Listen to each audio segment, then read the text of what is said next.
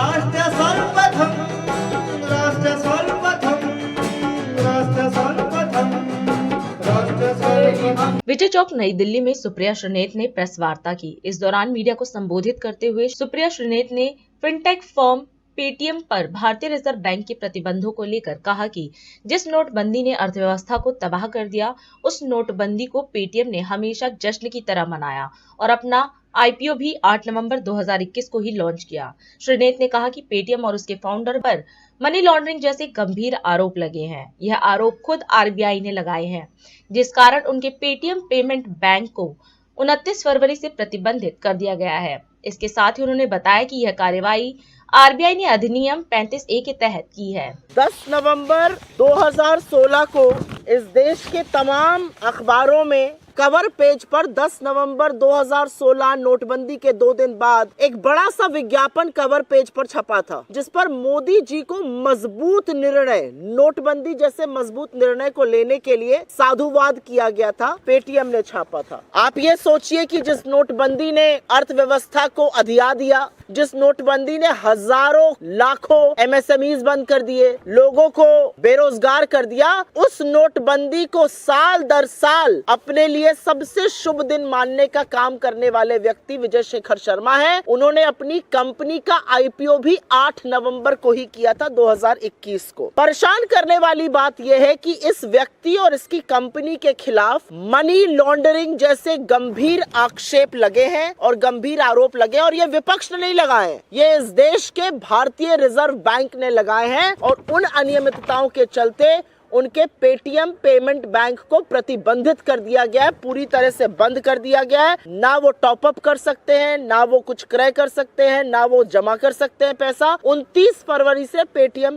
Payment bank पूरी तरह बंद हो जाएगा। आपकी जानकारी के लिए सारी कार्रवाई आरबीआई ने अपने अधिनियम 35A के तहत की है, और अब ये मनी लॉन्ड्रिंग जैसे आक्षेपों से घिरे हुए हैं। और ऐसा नहीं है कि ये गाज एकदम से गिर गई है, क्योंकि अगर खबर देखिए और रिपोर्ट्स जो आप ही लोग लगा रहे हैं, उनके मुताबिक 2017 में लाइसेंस मिलने के 1 साल के अंदर गंभीर घपले शुरू हो गए थे, और आरबीआई ने बार बार दंडित करने का भी काम किया। कभी जमाकर्ताओं पर रोक लगी, कभी जुर्माना लगा 6-6 करोड़ रुपए का, तमाम चीजें हुई। खबरों के मुताबिक आरबीआई ने 35 करोड़ पेमेंट बैंक के जो वॉलेट थे उसका निरीक्षण किया, उसमें से 31 करोड़, 35 करोड़ का निरीक्षण किया, 31 करोड़ निष्क्रिय पाए गए। पैन कार्ड, एक पैन कार्ड हजारों नंबरों से जुड़ा पाया गया, लाखों खातों का केवाईसी नहीं हुआ था। मनी लॉन्ड्रिंग की संभावनाएं इसी से उजागर हुई। बैंक द्वारा लगातार झूठी अनुपालन रिपोर्ट देती जाएगी,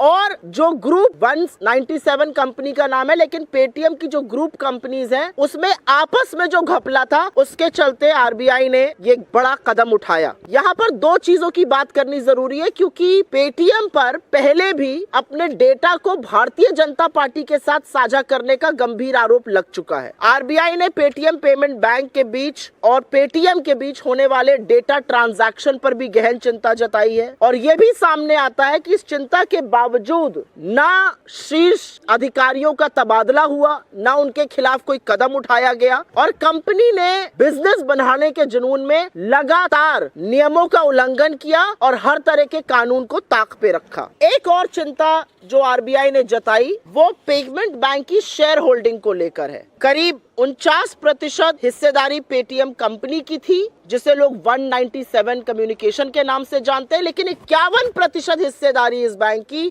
सिर्फ और सिर्फ एक व्यक्ति विजय शेखर शर्मा के पास थी, जिनकी सारी सेल्फी मैंने आपके सामने साझा करी है। और ये एक बहुत चिंता का विषय है, क्योंकि इससे ये साफ होता है कि एक व्यक्ति जिस तरह का भी निर्णय चाहे वो कर सकता था। अंत में आरबीआई की कार्रवाई की एक बड़ी वजह, और ये बहुत चिंता का विषय ये भी था कि चीनी निवेश भर भर के, चीन की कंपनी का निवेश भर भर के पेटीएम में था, पहले अलीबाबा, और उसके बाद भी जो एंट ग्रुप है चाइना का, उसके पास करीब 10% साझेदारी आज भी है, और संभावनाएं हैं कि डेटा की साझेदारी उस कंपनी के साथ की गई। तो अंत में कुछ बड़े सवाल खड़े हो जाते हैं, इतने सारे उल्लंघनों के बावजूद भी पेटीएम पेमेंट बैंक को इतनी लंबी ढील क्यों दी गई? मनी लॉन्ड्रिंग जैसे गंभीर आक्षेप लगे हैं, एनफोर्समेंट डायरेक्टरेट उसके बारे में क्या कर रहा है। सरकार की दी हुई जानकारी के मुताबिक वित्तीय वर्ष 2023 में करीब 137 लाख करोड़ का डिजिटल पेमेंट हुआ, जिसमें पेटीएम का अच्छा खासा शेयर है।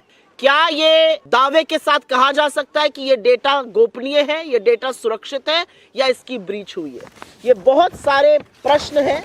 पेटीएम का स्टॉक लगातार गिर रहा है, माइनॉरिटी शेयर होल्डर्स इससे आहत हैं, पर सबसे बड़ा सवाल यह है कि जिस कंपनी पर मनी लॉन्ड्रिंग जैसे गहन आरोप इस देश के banking regulator reserve bank of India ने लगाए हैं, वो किस तरह से खुला घूम रहा था और प्रधानमंत्री उसका प्रचार प्रसार और पैरवी क्यों कर रहे थे?